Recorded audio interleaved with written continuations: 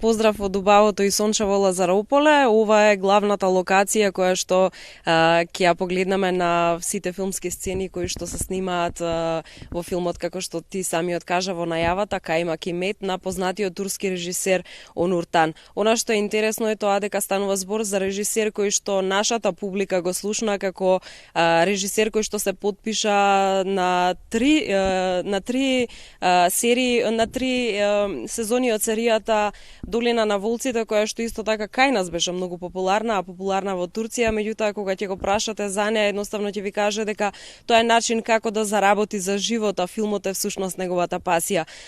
Приказната која што наликува на Хајди и самиот ја најавува како фантастична бајка која што се снима и се случува воглавно во Лазарополе, е всушност семејна приказна. Вели дека во Турција нема многу филмови кои што малите деца ќе можат да ги погледнат заедно со нивните родители и да поминат навистина заедничко семејно квалитетно време. Станува збор за време како што вели тој кога се преплавени, Турција е преплавена од странски комерцијални филмови за деца кои што меѓутоа не им се интересни на возрастните. Овде станува збор за навистина нешто интересно. Тој успеал да состави 30 на луѓе екипа да ги донесе овде во Лазарополе, секако 30 на луѓе од Македонија, меѓу кои што се и нашите познати актерки Сабина Айрула Тозија и Филис Ахмет, кои што исто така се појавуваат во филмот.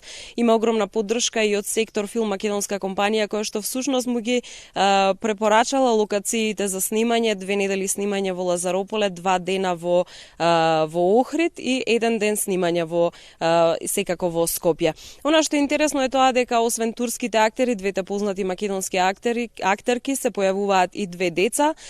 Едното од нив е всушност синот на режисерот кој што сакајки да биде објективен донел и свој помошник кој што ќе му помогне да биде објективен кога режира филм во кој што една од главните улоги ја игра неговиот син. И интересен е моментот дека е донесен и еден огромен бернардинец, впечатливо куче кое што специјално за потребите на филмот е донесено со собственикот и со дресерот дури од Холандија, од Амстердам.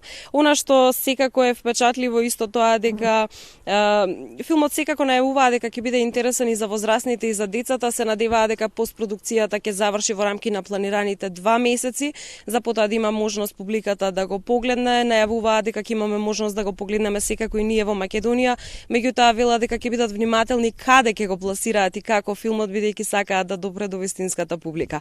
Денес имавме можност да разговараме со режисерот, со продуцентите, со дел од турската и македонската екипа. Во интерес на времето предлагам да ја погледнеме изјавата на нашата актерка Сабина Айрула Тозија, која што всушност толкува една од главните улоги. Таа со нас ги сподели впечатоците за убавото Лазарополе и секако за оваа интересна приказна која што ја се снима овде. Амбиентот е многу убав, екипата е одлична, тоа е многу битно за ваков филм. А филмот е детски филм, што ќе биде многу интересен за возрастните, така да и мораме за релативно кратко време да го снимиме. Насловот е Мет и Кајмак, Кајмак и мет, што многу е интересна приказната. Малку мене ме потсеќа на Хајди.